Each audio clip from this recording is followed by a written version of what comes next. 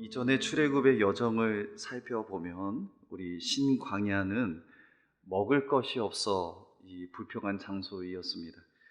그리고 이스라엘 백성의 불평과 원망의 소리를 들으셔서 하나님의 방법으로 하늘에서 내려주시는 양식을 경험하는, 또 하나님의 은혜의 식탁을 또 경험했던 장소였습니다.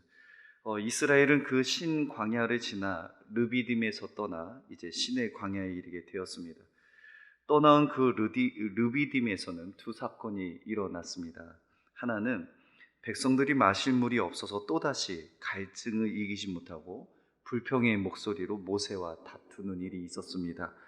모세에게 대하여 원망하여 당신이 어찌하여 우리를 애굽에서 인도해 내어서 우리와 우리 자녀와 우리 가축이 목말라 죽게 하느냐라고 또 그들의 불평하는 근거가 되고 있습니다.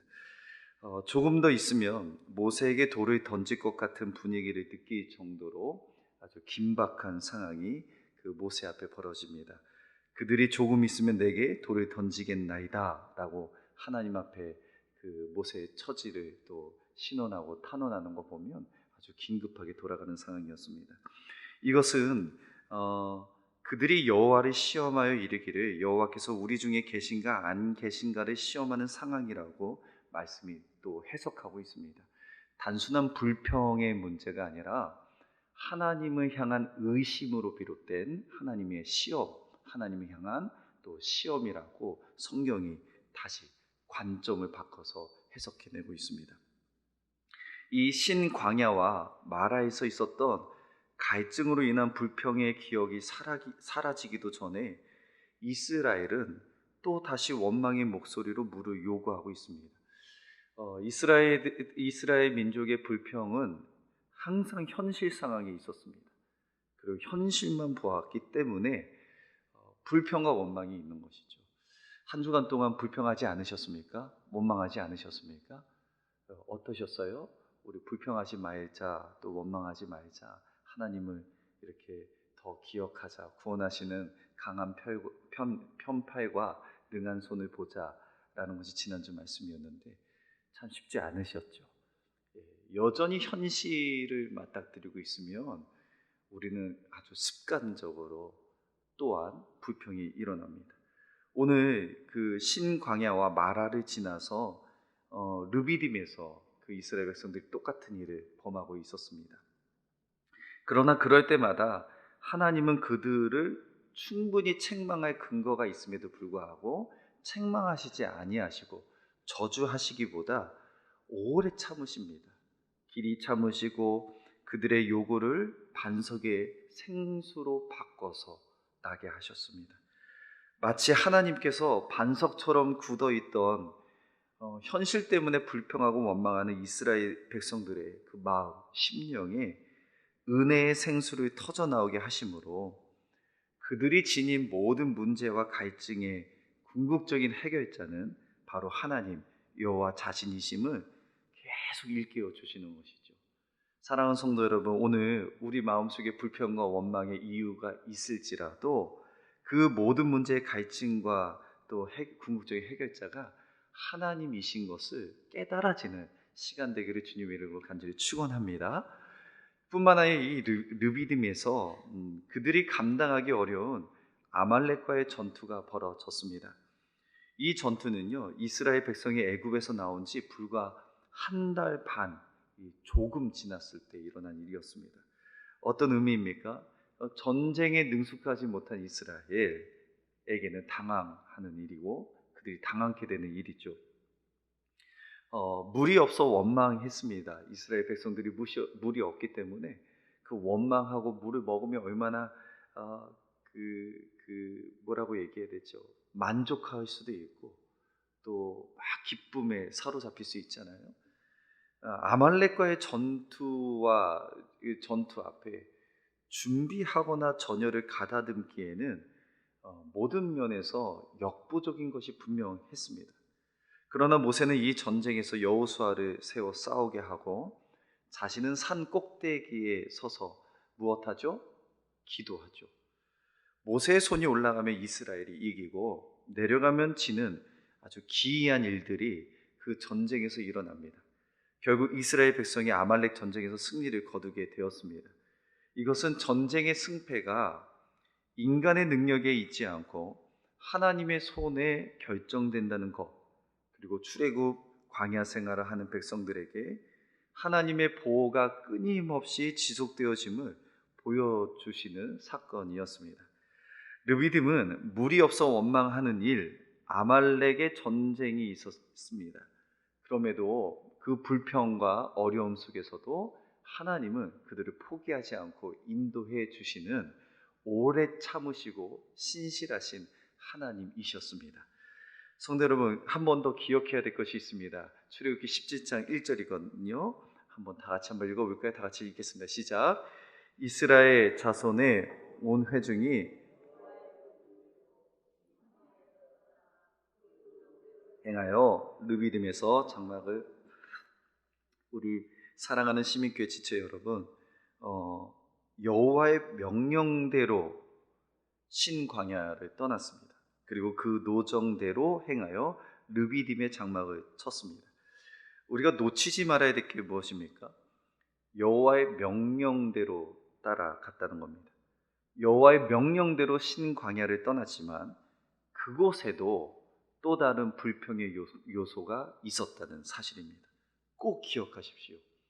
여호와의 명령을 따라가도 물이 없을 수 있고 아말렉이 쳐들어 올 수 있다는 사실입니다. 여호와의 명령을 따름에도 우리의 인생에 어려움이 있고 힘겨움이 있고 난관의 문제가 피할 수 없다는 겁니다. 발생한다는 겁니다. 그러나 우리가 또한 놓치지 말고 기억해야 될 것은 우리가 처한 현실과 하나님의 말씀, 명령의 순종 사이에 오늘 말씀처럼 상반되는 내용, 엇갈리는 사건이 있을지라도 하나님은 출애굽이라는 큰 구속의 역사를 이루어가고 계시기 때문에 극적인 한순간에만 개입하시는 것이 아니라 그 이후의 광야의 모든 그 여정과 노정이 순간순간마다 동참하시고 그의 백성들을 보호해 주시는, 확실히 보여주시는 또 다른 장면인 것을 우리가 명심해야 합니다. 물이 없습니다. 여호와의 명령을 따라 갔더니 물이 없습니다. 그리고 아말렉의 전투가 일어나지만 그것보다 더 큰 것은 하나님의 구속의 역사가 더 크기 때문에 순간순간마다 하나님이 도우시고 함께 해주시고 보호해 주신다는 확실한 하나님의 그 숨은 보이지 않는 뜻이 오늘 말씀을 통해 우리가 볼 수 있는 겁니다. 이제 그 이스라엘이 애굽을 떠난 지 3개월이 되던 날 신의 광야에 이르게 됩니다. 자, 신 광야, 르비딤, 그 다음에 신의 광야. 이스라엘은 세 번째 달에 시내산 앞 신의 광야에 진을 칩니다. 첫 유월절, 애굽에서 나왔던 유월절을 지키고 6주 50일이 지난 때입니다. 그들이 살았던 라암셋을 떠나 시내산에 도착했다는 것입니다. 이 신의 광야에서 이르러 이제 머물러 장막을 치는 것입니다. 그리고 그곳에서 시내산의 언약의 체결이 이루어집니다. 단순하게 구속사적인 의의를 굳이 말할 필요 없이 그것 자체가 구속사적 사건입니다. 이 시내산 언약 체결 사건은 이스라엘 민족과 하나님과 이렇게 연결되어지는 겁니다. 약속이 이루어지는 겁니다.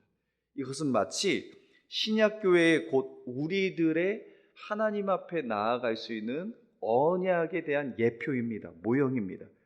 자, 구약에서의 시내산 언약은 공식적으로 신약에 우리들에게, 우리 성도들에게 믿음으로 예수를 믿고 예수님께서 주시는 새 언약에 동참하여서 교회의 일원으로 하나님의 자녀로 살 수 있는 길이 열려지는 겁니다.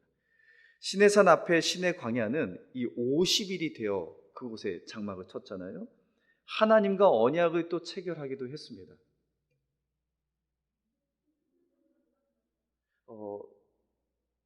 말벌이입니다. 자, 괜찮을 겁니다. 하나님이 보호하실 겁니다. 자, 보십시오. 50일인데 그 50일이 어떤 의미인지 아십니까? 지금 시내산에서 장막을 칠 때가 50일 때인데 이 신약에 들어오면 6월절이 지나 50일이 되었을 때 어떤 일이 절기가 일어납니까? 오순절이 일어납니다.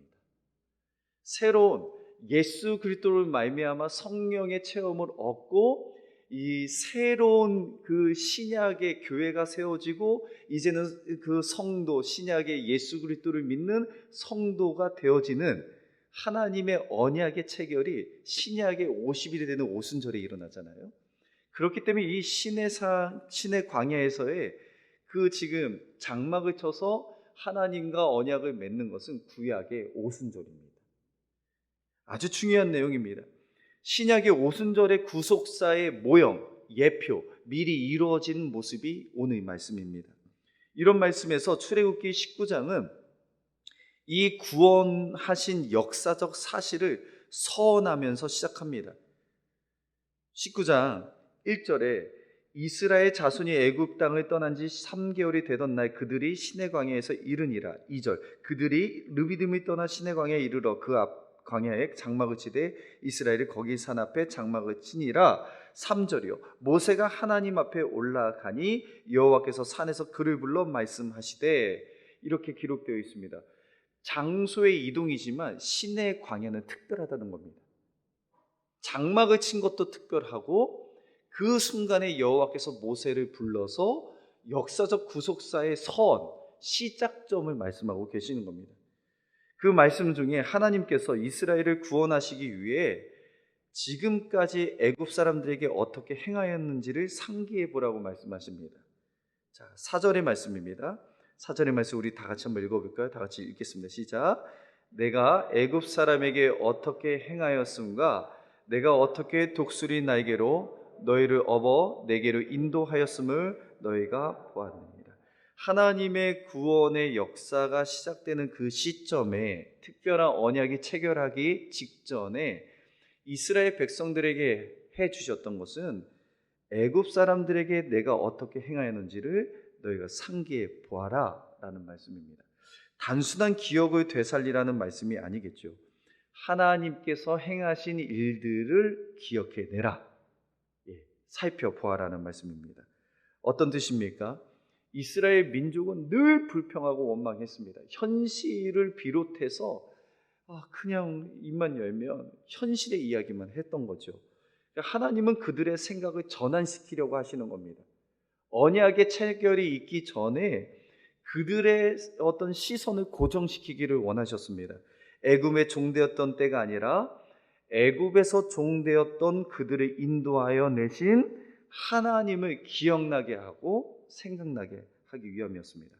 광야의 길에서 현실의 문제로 불평과 원망의 반복이 아니라 이 불평을 감사의 이유로 바꾸시는 하나님의 전능성, 하나님의 오래 참음을 기억하라는 거예요. 하나님은 더 우리 그 이스라엘 민족이 이해할 수 쉽도록 은유적 표현을 사용하셨습니다. 독수리 날개로 너희를 업어 내게로 인도하였음. 이렇게 좀 편하게 기록하고 쉽게 이해할 수 있도록 기록하셨습니다. 하나님께서는 그 강한 팔과 능력을 보호하심을 독수리로 표현하셨습니다. 독수리의 날개로 표현하셨습니다. 이 독수리의 날개는 하나님의 도우심을 표현하는 거죠. 하나님의 도우심은 굳건하고 지속적이며 온전함을 표현하는 뜻입니다. 그리고 너희를 업습니다.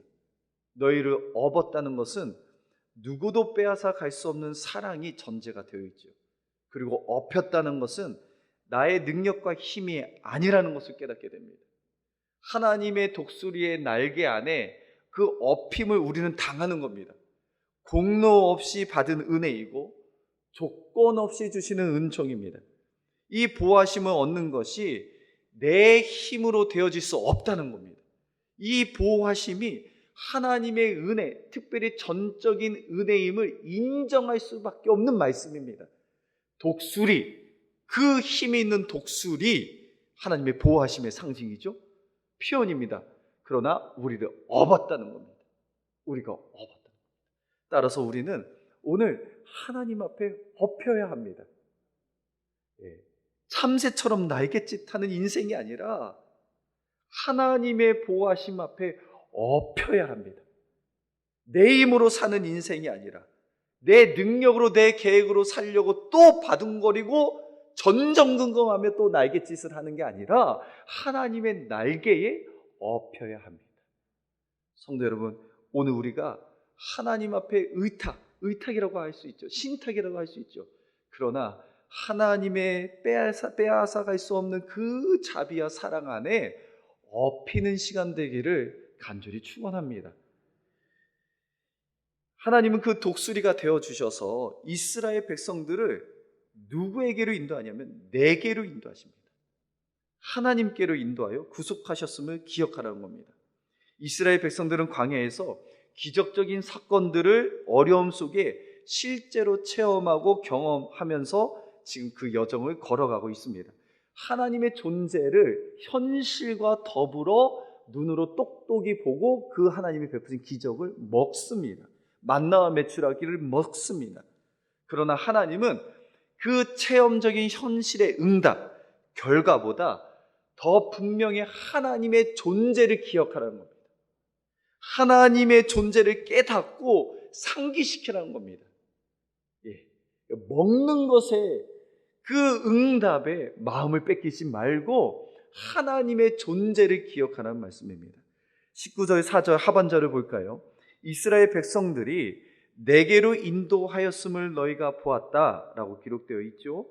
하나님은요, 지금 신의 산, 신의 광야까지를 이스라엘 백성들이 인도하셨지만 하나님의 놀라운 사랑으로 은총 아래로 이끄셨지만 성도님이 꼭 기억하셨으면 좋겠습니다. 이 광야의 시간은 약속의 땅 가나안 땅을 향하는 여정일 수 있습니다. 맞는 거 있습니다. 그러나 이 여정 속에 내게로 하나님께로 가까이 인도받는 여정입니다. 우리의 인생의 광야 생활은 그 천국에 대한 그 약속의 땅에 대한 소망이 있지만 사실은 이 어려운 순간순간마다 하나님께로 가까이 가는 인도받는 과정입니다. 하나님이 젖과 꿀이 흐르는 땅으로 인도한다 말씀하시지 않으셨다니까요. 독수리 날개, 내가 너희를 업어 내게로 인도한다. 궁극적인 하나님의 광야의 목적은 이스라엘 민족이 하나님 앞에 가까이 가는 거였어요. 젖과 꿀이 흐르는 땅이 아니었습니다. 왠지 젖과 꿀이 흐르는 땅에 하면 막 되게 기분 좋잖아요. 꿀도 많고 젖. 아닙니다. 이것이 아니라 그것을 약속하시는 하나님 앞에 가까이 가는 것이 이 광야의 의미입니다. 목적입니다. 이것이 19장 하나님의 약속과 언약을 이해하는데 너무 중요한 요소입니다. 하나님은 이스라엘과 이제 약속을 맺으십니다. 약속을 주십니다. 출애굽기 19장 5절과 6절의 말씀인데요. 이것도 한번 다 같이 한번 읽겠습니다. 시작. 세계가 다 내게 속하였나니 너희가 내 말을 잘 듣고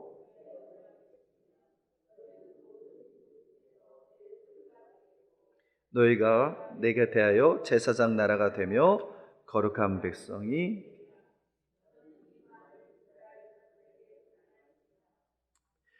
하나님이 자신이 누구인지 보이시죠? 세계가 다 내게 속하였다.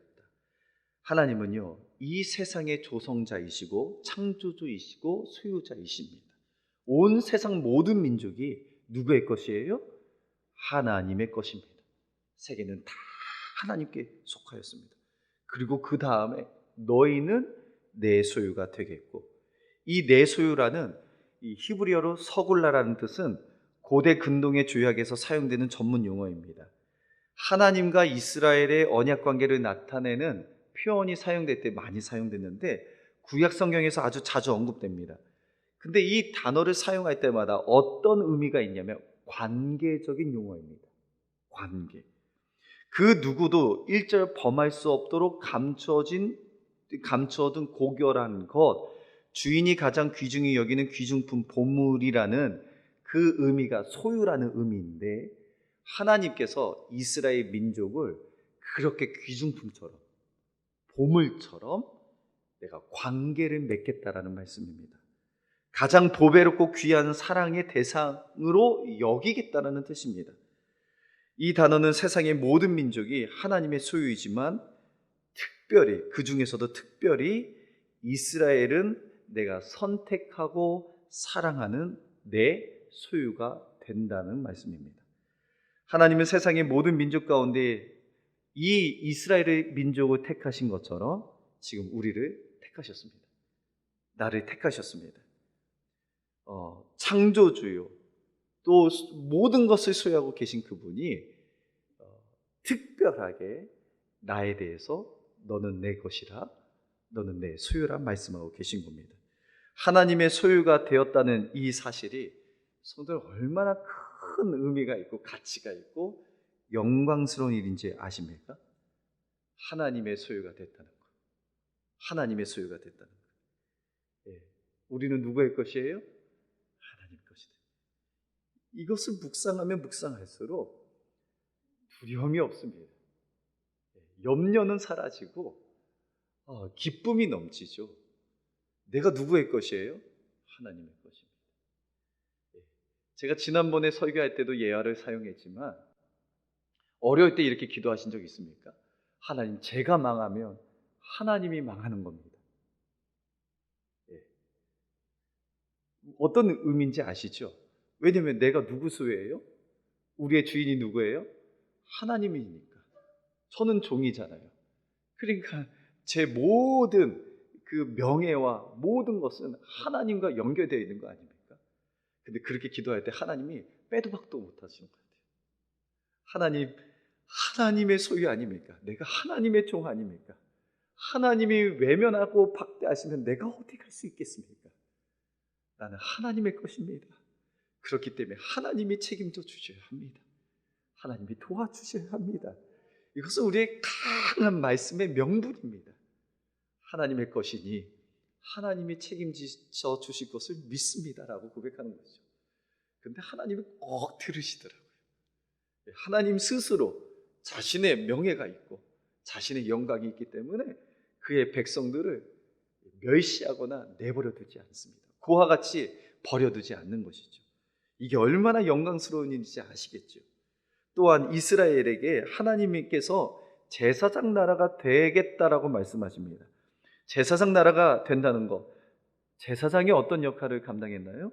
하나님과 인간 사이의 중보자, 하나님의 뜻을 전달하는 자, 하나님의 뜻을 알고 전달자로 사용하신 게 제사장입니다. 하나님은 이스라엘 민족을 하나님 앞에서 모든 민족들을 구원으로 인도하는 중재 역할로 그 사명을 감당케 한다는 말씀입니다. 여기에는 하나님의 섬기는 특별한 봉헌과 가깝게 교제할 수 있는 특권이 있다는 사실입니다. 이스라엘을 통해 하나님께서 스스로 영광을 받으시기를 원하시고 그리고 자신을 드러내기 원하신다는 것이죠. 이것은 이스라엘에게만 부여된 권한과 특권이 아닙니다. 지금 우리들에게도 동일하게 허락하신 특권입니다. 하나님과 인간 사이의 중재자의 제사장 나라가 되었다는 것. 베드로전서 2장 9절입니다. 우리가 잘 알고 있는 말씀이죠. 너희는 택하신 족속이요 왕 같은 무엇이에요? 제사장들이요 거룩한 나라요 그의 소유가 된 백성이니 사명이 있습니다. 이는 너희를 어두운 데서 불러내어 그의 기이한 빛에 들어가게 하신 이의 아름다운 덕을 선포하게 하려 하심이라. 아름다운 덕을 선포하는 중보자, 중재자라는 뜻이죠. 그 역할을 부여받았다는 말씀입니다. 하나님은 이스라엘에게 그 제사장의 나라가 될 수 있도록 그 중재의 역할을 거룩한 그 사명을 부여해 주셨다는 겁니다. 하나님은 뿐만 아니라 이스라엘을 이방인들과 엄연히 구별되는 거룩이라는 단어를 사용하셔서 거룩한 백성이 되리라 말씀하셨습니다. 성도 여러분, 오늘 6절까지는 하나님의 약속하시는 내용들이었습니다. 그러나 이제 필요한 것은 모세의 중재와 백성들의 응답입니다. 19장 6절 하반절 보면 너는 이 말을 이스라엘 자손에게 전하였지니라 라고 기록되어 있습니다. 하나님의 언약을 받은 모세는 장로들을 불러 여호와께서 자기에게 명령하신 말씀을 그대로 전합니다. 그때 백성들의 반응이 어떠했을까요? 어떠했을까요? 이 순종과 불순종 두 가지밖에 없잖아요. 19장 8절에 이렇게 기록되어 있습니다. 백성이 일제히 응답하여 이르되 여호와께서 명령하신 대로 우리가 다 어떻게 한다고요? 행하리이다. 모세가 백성의 말을 여호와께 전하매라는 겁니다. 이에 백성이 모세가 전한 여호와의 말씀 앞에 백성이 그 말씀에 한 마음으로 응답합니다. 우리가 모든 것 여호와께서 말씀하신 것으로 다 순종하겠습니다. 다 행하리이다. 어떤 뜻입니까? 하나님의 소유가 되어지는 과정, 제사장 나라가 되는 것, 거룩한 백성이 되어지는 특징 중 하나는 말씀에 대한 순종이라는 겁니다. 다 행하리이다. 하나님의 언약 앞에 섰을 때 우리가 할 수 있는 반응은 다 행하리이다라는 온전한 순종이 필요하다는 말씀입니다. 사랑하는 성도 여러분, 말씀이 선포되는 것이 중요한 게 아닙니다. 말씀이 내용이 중요한 게 아닙니다. 중요한 것은 말씀에 대한 순종입니다. 온전히 진심으로 다해서 말씀을 듣는 게 중요한 게 아니고 전심으로 행하는 순종이 더 중요합니다. 고개를 끄덕이고 이해가 중요한 게 아니라 고개를 끄덕이고 마음에 새겨 그대로 행하는 것이 중요한 겁니다.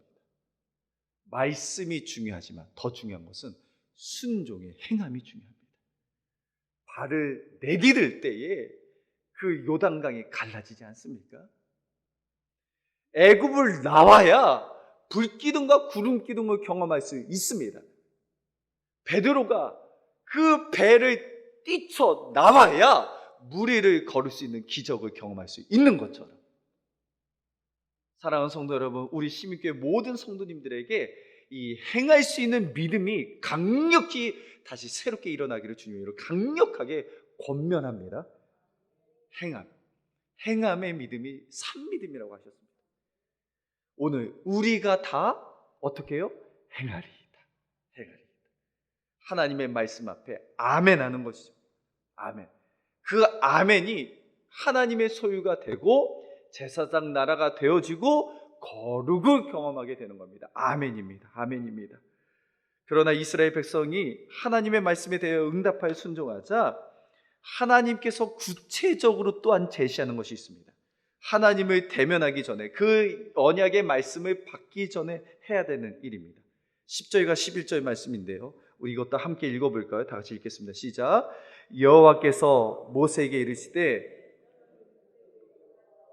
오늘과 내일 그들을 성결하게 하며 그들에게 옷을 빨게 하고 준비하게 하여 셋째 날을 기다리게 하라.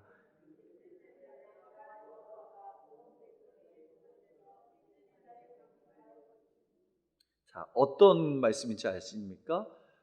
모세가 먼저 산에 올라가 하나님의 말씀을 받았어요. 하나님의 신에서 언약의 내용을 받아왔습니다. 받아와서 이 장로들과 백성에게 알리니 이들이 다 아멘한 거예요. 우리가 다 행하리이다. 근데 신의 산에 강림하기 전에 준비해야 될 것이 있다는 겁니다. 너희들이 구체적으로 해야 될 것이 있다. 세 가지인데요. 첫째는 성결해라. 성결해라. 단순히 물로써 몸을 깨끗하게 씻는 행위가 아니겠죠. 이 마음에, 정결한 마음의 가짐을 갖추어야 될 것이다. 마음에 언약의 백성으로 합당한 거룩 성결함의 그릇을 갖출 것을 하나님이 요구하고 계신 겁니다. 두 번째는요, 옷을 빨아라. 옷을 빨아라. 이거 뭐 세탁하라는 얘기 아니겠죠. 옷을 빨면서 외형적인 정결함을 통해서 이 거룩한 너의 마음을 빨으라는 거예요. 씻겨내라는 겁니다. 씻겨내라는 거예요. 누구든지 스스로를 정결케 하지 않고서는 하나님께 나아갈 수 없다는 말씀입니다. 하나님 앞에 설 수 없기 때문에 옷을 빨라는 겁니다. 우리는 어떤 행위로 거룩해질 수 없기에 계시록의 7장 14절의 말씀처럼 어린 양의 피에 자신의 옷을 씻어 회개하지 않는 자는 마지막 날에 결코 하나님 앞에 설 수 없음을 예고하고 있습니다. 예언하고 있습니다. 예수 그리스도의 어린 양의 피에 자신의 옷을 씻듯이 씻으라는 겁니다. 씻으라는 겁니다. 성결해라, 옷을 빨아 씻듯이 너의 옷을 씻으라. 그리고 뭐예요? 셋째 날을 기다리라는 겁니다. 셋째 날에 여호와께서 온 백성의 목전에서 시내 산에 강림할 것이라고 말씀하셨지만 이 모든 때와 방법이 하나님에게 있다는 겁니다. 기다리라. 하나님의 권위에 있다는 겁니다.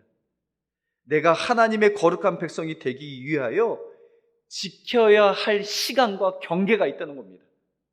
성도 여러분, 우리는 너무 조급하죠. 넘지 말아야 할 생각이 있습니다. 넘지 말아야 할 말들이 있습니다. 넘지 말아야 할 경계를 꼭 지켜야 합니다. 성결하고 옷을 빠는 것, 그러나 그것보다 더 중요한 것은 하나님의 방법과 하나님의 때를 조급해하지 말고 기다리라. 기다리라. 이것은 누구를 위한 것입니까? 우리를 위한 것입니다. 너는 백성을 위하여 이렇게 해라. 하나님을 위해서 준비하라는 것이 아닙니다. 백성을 위하여 주의 경계를 정하고 이르기를 너희는 삼가 산에 오르거나 그 경계를 침범하지 말지라고 합니다. 우리가 신의 산으로 갈 수는 있지만 하나님께서 허락하신 그곳까지만 가야 합니다. 성도 여러분, 죄인된 인간이 거룩하신 하나님의 영역에 함부로 침범했다가는 이것이 하나님을 향한 도전이고 교만이고 하나님의 거룩함을 침해하는 불경스러운 일입니다. 요즘 시대에 하나님 자리에 왕이 되어 사는 사람이 얼마나 많은지 모릅니다. 하나님의 자리에 자기가 서서 넘지 말아야 될 선들을 넘고 넘지 말아야 될 말들을 쏟아내고 넘지 말아야 될 경계를 함부로 왔다 갔다 선악과를 따먹는 것처럼 그렇게 한 때가 있습니다. 성도는 그러면 안 됩니다. 그것은 벌써 하나님을 향한 도전입니다. 하나님을 향하여 이길 자가 누가 있겠습니까? 어떤 군왕이, 어떤 힘센 사람이 하나님을 대적하여 하나님을 꺾을 수 있겠습니까? 아닙니다. 우리의 신앙생활도 마찬가지죠. 하나님의 언약을 받기 위하여 아멘도 중요하지만 그 아멘의 구체적인 방법은 내 마음을 정결케, 성결케 하고 옷을 빠는 것과 하나님이 하나님 되심을 인정하면서 기다리는 겁니다. 조급해하지 마십시오. 성도 여러분, 조급해하지 마십시오. 조급하면 내가 하나님이 되어 심판하고 정죄하여 불평하고 원망합니다. 이 영적인 세계를 깨달으십시오. 내가 하나님이 되면 그 순간에 사람을 죽이는 시기와 질투와 모든 부정적인 감정이 내가 내 마음속에 자리 잡을 때 흘러갑니다. 내가 왕이니까 내 아내가 싫고, 내가 왕이니까 내 자녀 내 마음대로 하고, 내가 왕이니까 내 경제력 내가 마음대로 하고, 지켜야 될 선이 있다는 겁니다. 넘지 말아야 될, 침범하지 말아야 될 하나님의 영역이 있다는 겁니다. 쉽게 설명하면 이겁니다. 하나님 앞에 겸비하여 겸손하라는 겁니다. 성도 여러분, 이 성결과 옷을 빠는 것은 겸비한 자에게만 있습니다. 교만한 자에게는 있을 수 없겠죠. 왜냐하면 자기가 왕이고 하나님이고 자기가 주인이기 때문에. 성도 여러분, 하나님께서 당신이 강림하실 시내 산에 울타리를 치고 사람이나 가축이 범접하지 못하도록 명령하신 것이 바로 이것 때문입니다. 하나님의 거룩함과 존귀함은 어떤 이유로도 침해할 수 없습니다. 침해되어서도 안 됩니다. 피조물들이 할 수 있는 일이 아닙니다. 우리가 매주마다 예배를 드리지만 이 예배는 하나님을 영화롭게 하고 경배하고 찬미하고 하는 겁니다. 좀 불편하실 수 있지만 비나이다 비나이다 기도하는 게 아닙니다. 하나님 비나이다 비나이다 잘되게 하옵소서 잘되게 하옵소서 복보로 복복 진짜 이렇게 하는 게 아니라고요. 하나님 비나이다 비나이다 하나님 만수무강하게 하옵소서 유병장수하게 하여 주옵소서. 무병장수죠. 이 한 단어가 이렇게 클지. 은혜입니다. 실수지만 유병장수할 수 있잖아요. 하나님의 은혜로. 하나님 감사합니다. 또 고난을 이렇게 해석해 주시네요. 무병장수지만 그러나 우리는 이게 아니라고요. 이게 우리의 모든 고백은 하나님이 왕되심을 고백하는 거예요. 하나님이 우리의 인생의 그러니까 전부인 것을 고백하는 거예요. 그러니까 하나님만 생각하는 거죠. 하나님 앞에 전심으로 드리는 것이 예배이고 우리의 이 땅의 광야의 생활의 목적이라는 겁니다. 성도 이제 말씀을 제가 한번 이제 맺도록 하겠습니다. 오늘 시내산에서 이스라엘 백성들이 장막을 칩니다. 아마 이스라엘 백성들은 그 이전에 계속 이 한 50일 동안 떠돌아다니다가 시내 강에서 장막을 친 것을 보고 되게 기뻤을 거예요. 이제 여기에 우리 머물 수 있구나. 이제는 좀 장막이 쳐지니 얼마나 마음에 안도감이 생겼습니까? 그러나 그 장막을 친 것은 그들의 마음에 안도감을 주시기 위함이 아니라 하나님께서 언약을 체결하기 위한 하나님과의 관계를 맺기 위한 시간들이었다는 걸 꼭 기억하십시오. 하나님이 어떤 분인지를 보여주기를 원하시고 하나님의 내용, 약속의 내용, 너희가 내 소유가 될 것이요 너희는 제사장 나라가 될 것이요 너희는 거룩한 백성이 되리라. 이 언약을 지키면 내가 너희들을 끝까지 독수리처럼 내 날개에 업어 내게로 인도하겠다라는 겁니다. 내게로. 그 과정 속에 오늘 시내 광야의 그 과정 속에 우리에게 던지는 교훈과 삶의 적용이 무엇입니까? 세 가지의 질문 제가 던지겠습니다. 여러분들이 전환시켜야 하는 생각이 무엇입니까? 애굽에서 행한 일들을 기억하라고 하셨죠? 스스로 기억하라고 하셨습니다. 여러분들이 지금 그 계속 반복되어 그 습관들, 세상의 습관들, 불평과 원망의 생각에서 전환시켜야 되는 그 생각이 무엇입니까? 이 전환점에는 하나님이 행하신 그 일이 무엇이고 어떻게 기억나십니까? 애굽에서 하나님의 구속의 그 구원의 사건들, 일들 지금 기억하셔야 합니다. 생각을 전환시켜야 합니다. 불평과 원망의 생각을 하나님의 애굽에서 인도해낸 그 하나님을 향해서 생각을 전환시켜야 합니다. 그러면 지금 내가 전환시켜야 될 생각이 무엇인지를 적용해 보십시오. 두 번째는요, 독수리가 새끼를 날개에 업어 보호하듯이 하나님께 가까이 인도받아야 되어야 할 그 일은 무엇입니까? 내 힘으로 내 계획으로 안 되는 그 일. 주여, 독수리의 날개에 업혀야 될 그 문제. 지금 끝까지 해봤는데 안 되는 그 문제. 주님만이 하실 수 있고 주님께 의탁해야 되는 그 문제. 그것이 무엇입니까? 엎혀야 될 문제. 세 번째는요, 하나님의 소유가 되고 제사장 나라가 되며 거룩한 백성이 되기 위해서 지금 준비해야 될 성결이 무엇입니까? 씻어야 할 옷이 무엇입니까? 빨아야 될 그 옷이 무엇입니까? 삶의 옷이 무엇입니까? 그리고 기다려야 하는 그 일은 무엇입니까? 또 마지막, 지켜야 할 경계는 넘지 말아야 될 것. 혹여나 넘었다면 다시 겸비하여 겸손하게 제자리를 찾아와야 되는 그것이 무엇입니까? 성도 여러분, 이제 구체적인 삶의 질문이 필요하고 생각이 필요하고 적용이 필요하죠.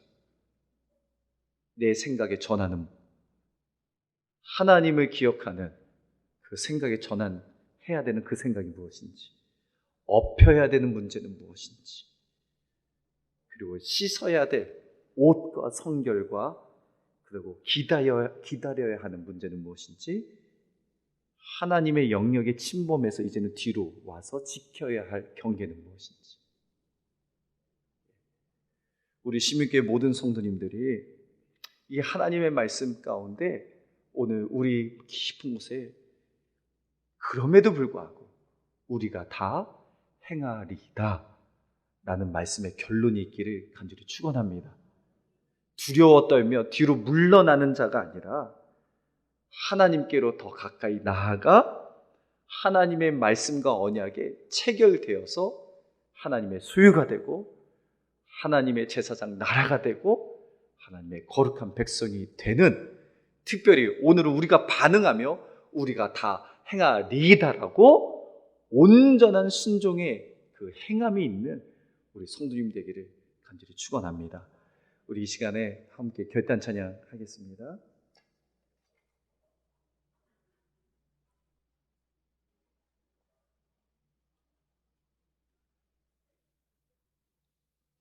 찬송가 310장입니다.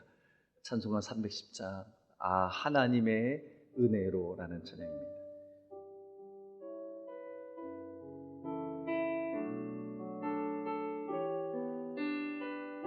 아 하나님의 은혜로, 아 하나님의 은혜로 있을 데 없는 자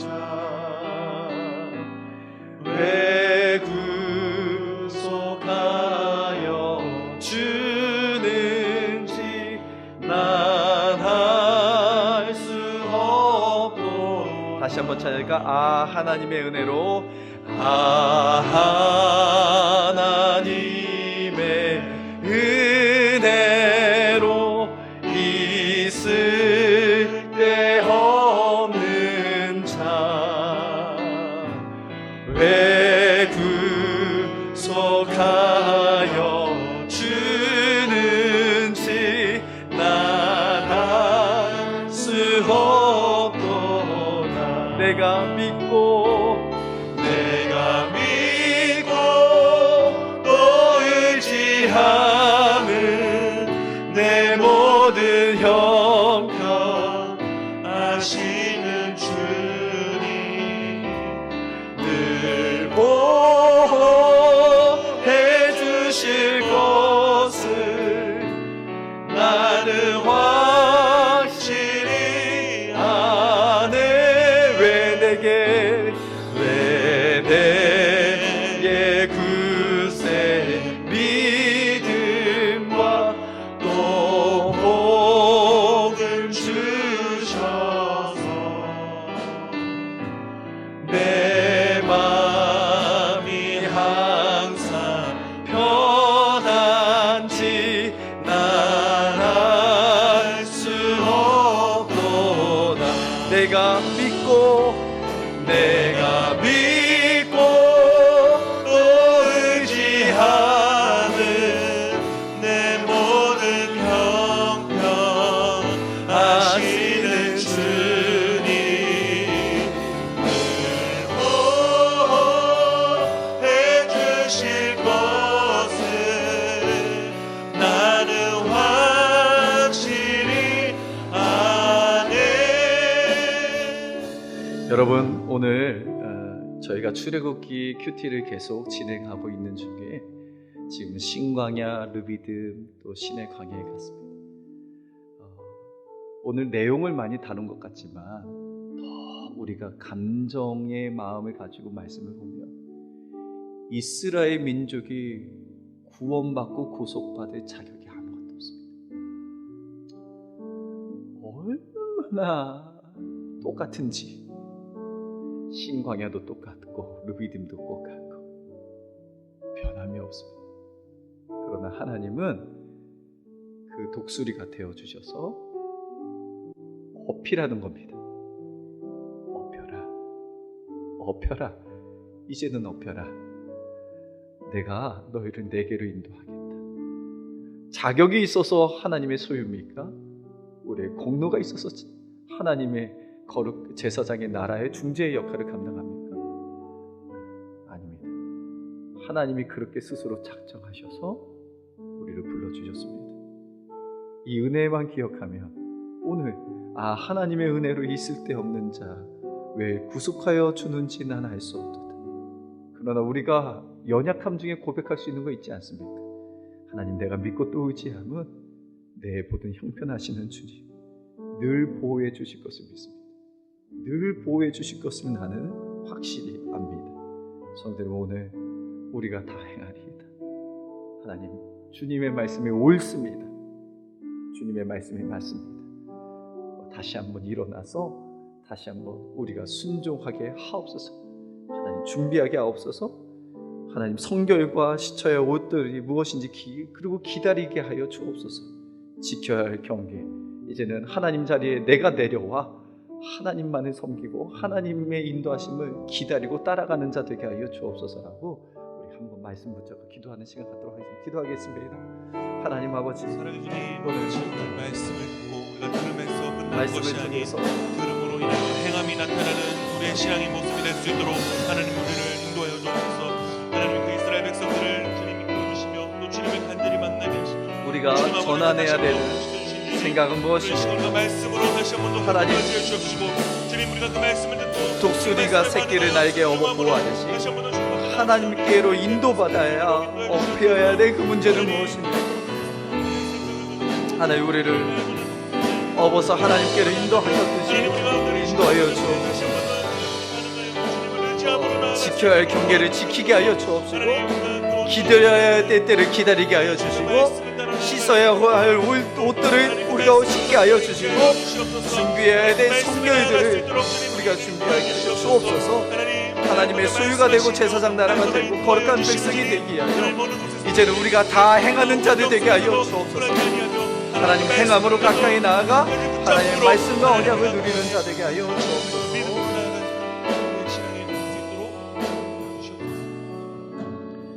이 시간 자리에서 다 같이 일어나셔서 우리 다시 한번 일절 찬양하고 축담으로 예배를 마치도록 하겠습니다.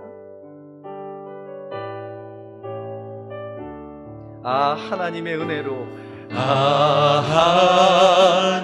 하나님의 은혜로 있을 데 없는 자 왜 구속하여 주는지 난 알 수 없도다. 내가 믿고 또 의지함은 내 모든 형편 아시는 주님 늘 보호해 주실 것을 나는 확실히 아네. 하나님, 오늘 찬양했듯이 하나님의 은혜입니다. 하나님, 지난주에 불평하지 맙시다, 원망하지 맙시다 말씀을 들었지만 우리 눈에는 물이 없는 상황과 아말렉 전투 앞에 또 하나님이 계심에도 불구하고 우리 안에 계신가 안 계신가 시험하는 우리의 처절한 불신의 모습을 주님 보면서 여전히 말씀을 나누고 보는데도 이렇게 소망이 없으면 또 어떻게 말씀을 전할 수 있을까? 또 말씀을 볼 수 있을까? 이제는 말씀을 보는 것도 외식 같고 말씀을 전하는 것도 가실 것 같은, 그래서 다 이제는 내려놓고 아무 말도 하기 싫은 침묵 가운데 하나님 앞에 나의 죄를 고백하고 싶은 그 순간에 이것이 우리의 힘과 자격과 공로로 되어지는 것이 아니라 하나님 앞에 엎혀야 될 문제인 것을 깨닫게 하셔서 너희가 가는 길이 아니다. 내가 언약을 맺고 너희가 내 소유이고 제사장의 나라고 거룩한 백성인 것을, 그리고 그 마음조차도 주님 받으시고 다시 말씀을 전하게 하시고 말씀 속에 우리가 다 행하리이다 다시 한번 고백하게 하시니 하나님의 은혜에 감사합니다. 하나님의 은혜 없으면 하나님 은혜 아니면 하루도 살 수 없기 때문에 이 광야 생활이 너무 힘들고 녹록하지 않기 때문에 오늘도 하나님의 은혜를 구합니다. 주님, 시민교회 모든 백성들이 하나님의 은혜를 구하며 이제는 들음에서 끝나는 게 아니라 행하기로 결단하오니 주님, 이들에게 행할 수 있는 믿음을 주옵소서. 행할 수 있는 그 권능을 허락하여 주옵소서. 하나님, 이제는 불평의 자리에서 그럼에도 불구하고 몸부림치며 씨름하며 하나님 그 메마른 땅에 베푸시 은혜의 식탁을 또 하나님의 존재를 바라보는 우리의 생각을 전하게 합니다. 우리가 되게 하여 주옵소서. 하나님, 엎혀야 될 문제 빨리 하나님 앞에 맡기고 우리가 옷을 성결해 하고 깨끗하게 하고 하나님의 영역인 것을 인정하고 그 고통과 고난 속에서도 기다리는 겸비함과 겸손함을 우리에게 허락하여 주옵소서. 하나님, 우리가 하나님의 영역에 침범했던 것들이 있다면 오늘 다 내려놓게 하옵소서. 내가 할 수 있다라는 생각, 내가 계획하면 되겠다라는 생각 다 내려놓습니다. 하나님이 도와주시고 하나님께서 인도하여 주시고 하나님께서 함께하여 주옵소서. 하나님, 우리가 두려워 떨며 물러가는 자들이 아니라 하나님께 가까이 나가게 하시고 절망 속에 절망으로 끝나지 않고 하나님의 말씀과 언약을 누리는 자 되게 하여 주옵소서. 지금은 우리의 인생에 참된 목자 되어주시는 우리 구주 예수 그리스도의 은혜와 하나님 아버지의 무한하신 사랑과 보혜사 성령님의 감화기 인도 충만케 하심이 오늘 주신 말씀에 다 행하리이다 순종의 고백을 드리며 다시 몸부림치며 살기를 결단하고 생각을 전환하고 하나님 앞에 인생을 맡기고 또 내가 해야 될 거룩한 일들 회복하고 하나님의 영역들에 내려와 겸비하며 하나님과 말씀의 언약을 경험하고 체험하고 누리는 자 되기를 원하는 우리 사랑하는 시민교회의 모든 교우들 머리 위에와 이들의 광야 같은 인생의 여정 위에와 자녀와 또 생업가 또 자녀들과 또 이들의 모든 삶의 거치와 또 이들의 발걸음 위에 이제로부터 영원토록 함께 있을지어다. 아멘.